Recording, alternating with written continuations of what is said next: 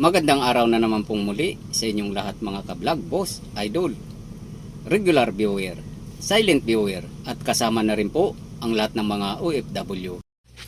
Ang gagawin ko po ngayon ay ipagpatuloy ko po yung ginagawa ko pong pagtitrace ng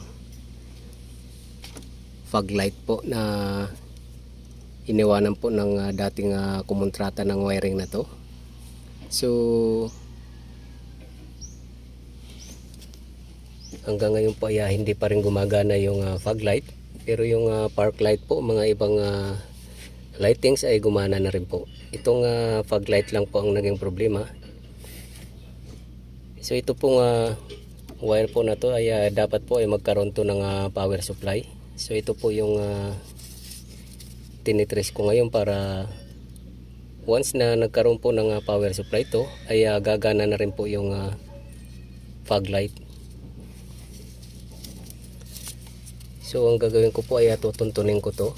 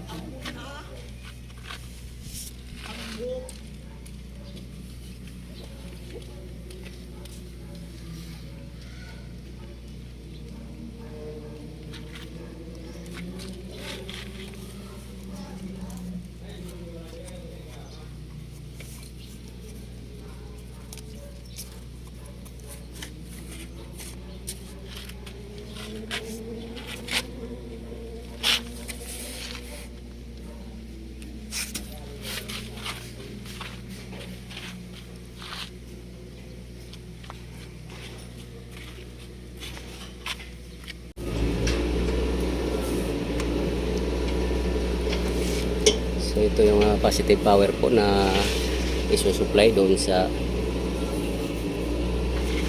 wire na nakaabang doon. So lalagyan po natin ng power supply yun kung gagana po ba yung fog light na tinitrace ko.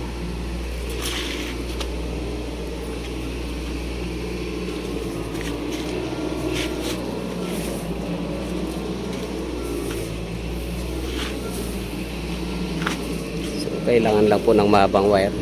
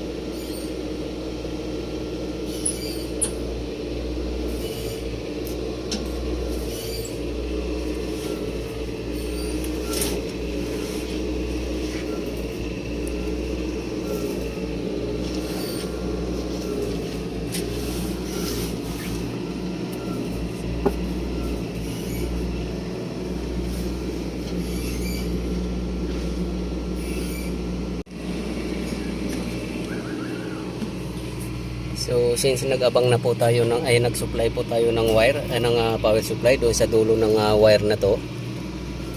Dahil lang kailangan po natin ay magkaroon nga po ng power supply itong fuse box na to para mag-activate po itong relay na to. So iti-trace po natin, titingnan po natin kung may power supply ba talaga na to.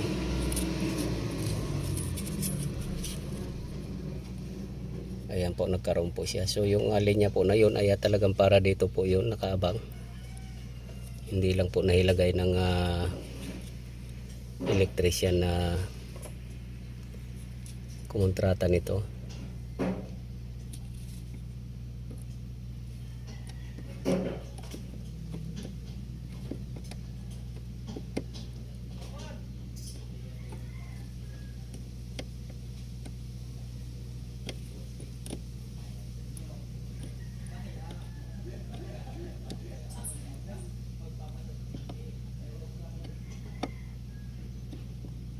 So mayroon na po siyang power supply. So pagaganahin po natin yung switch kung magkakaroon po ba yung fog light na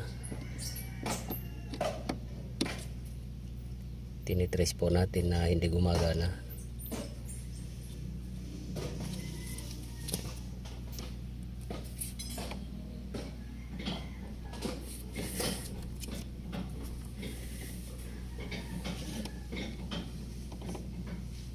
So itong mga relays po dito na iba ay wala po naging problema. So ang ginawa po kasi ng kumontrata nito ay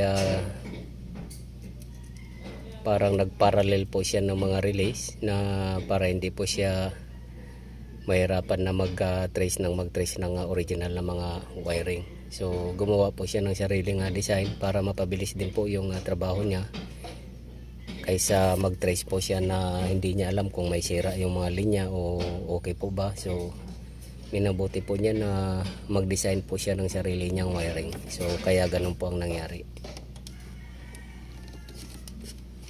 At ang sa akin naman, nahirapan din ako dahil sarili po niyang design na wiring to. So ako naman po ang magtitrace ng ginawa niya, kung paano po yung ginawa niyang design ng electrical wiring na binuo niya rito.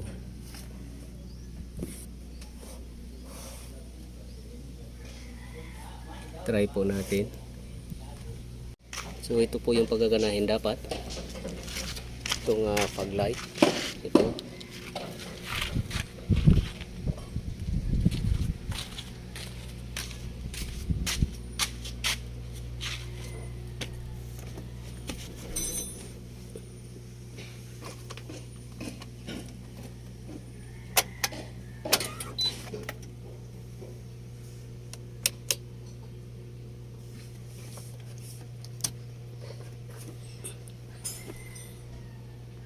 So marami pong mga switches dito, kaya ganun po ka gulo kapag talagang tinunto natin itong original na wiring na to. So mayroon din po siyang nilagay dito na sariling switch, liban po dito sa switch ng fog light na dito sa may steering column. So mayroon din po siyang nilagay dito, at liban po mayroon pa rin po dito. So marami pong switch po na mga nakalagay dito sa original na wiring ng sasakyan na to. So check po natin kung gumana yung fog light.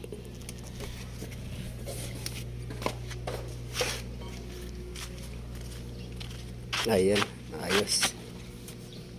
Ayan po, gumana na siya. Ayan.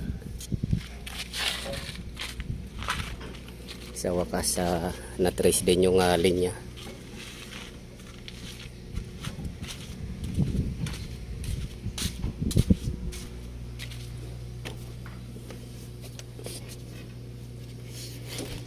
Patayin natin ulit.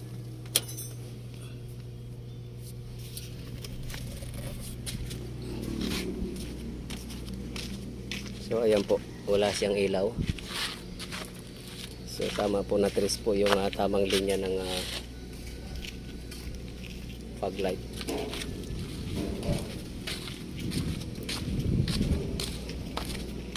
Ayan, yung mga park light po ay gumagana siya.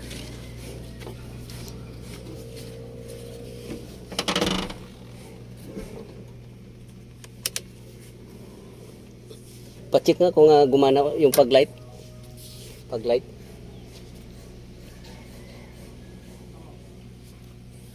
Yan. Patay. Wala na?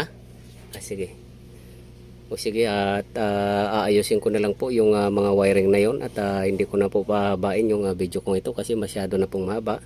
So please like, subscribe na lang po and hit notification bell para sa susunod na mga video. God bless all po.